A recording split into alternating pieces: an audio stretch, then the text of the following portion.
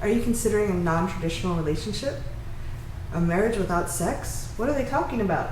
I'm Cathy Bartoli from theintimacydojo.com. I'm Andi Cortland from levelupsex.com.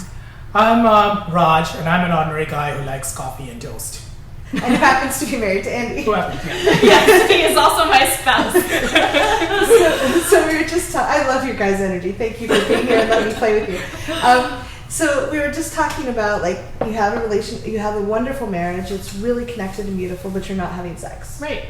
What advice, if you each give one best tip to the viewers, if you're considering a non-traditional relationship, marriage, whatever it is, however you want to define that, what's one tip for going forward with that or exploring that? I think the first one is asking yourself what you want out of your relationship, because there's a lot of social pressure to have sex in marriage, and then there's also a lot of social pressure to not accept the defeat if you are in a sexless marriage, which is a different conversation. So for me, I realized that not having sex in my marriage was something that I actually actively chose and wanted. You weren't just avoiding something. I wasn't avoiding something, and all of the books about low desire and reigniting passion and long-term relationships and things weren't relevant to me, because I realized that Raj is the most amazing husband and life partner I could ever have, and why would I fuck that up? I want him as the person that I take over the world with. And why would I let something else get in the way of that? Yeah. So I think the tip is make sure that what you're wanting is what you're really wanting. If for you, your bottom line is, I definitely don't want to be married to someone if I don't have sex, well then don't. Yeah. Or get help and work through whatever issues you might have. Right, exactly. But just, try to think about what's right for you in contrast to what everyone tells you should want, because you're going to get messages from everywhere. Yeah, that's beautiful. Thank you. Yeah. How about you, Raj?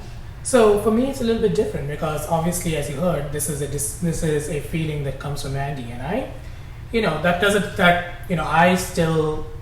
I love sex, and this was something that was sort of, that came to me as a surprise when my wife sort of expressed that she didn't want to have sex in the marriage. It's really hard when you want something and the other partner doesn't. That's really painful. Yes, it is definitely hard. But it's also, like, while it's difficult, it's important to remember what else makes a marriage, whether it's the connection, the support, the sort of relationship you've built over the years, the knowledge of each other that you have, and sort of weigh that against the sex and see, is that, for us, for me, I realized that sex was just one part of our marriage, and we have so much going on that it makes it work to be in the marriage, definitely. Yeah. The other thing is that it sort of brings me to a situation where I have to make a very conscious and deliberate choice about why I want my sex life to be. Yes. It causes me to think, which as a society, since there are all these norms around what a marriage and sex life should look like, we don't actually ever have to think about it. Yeah. We sort of fall into the rut and we go, it's like, okay, this is what a marriage should look like, and that works for a lot of people. But it's when you have to make a very conscious choice, when you're in an unusual situation, it really forces you to think what you want and go through that process and learn about it. That's something I'm still going through. Yeah. So it's not over. I can't say I know everything about what I want, but I'm sure that it'll lead to something that I'll eventually appreciate a lot.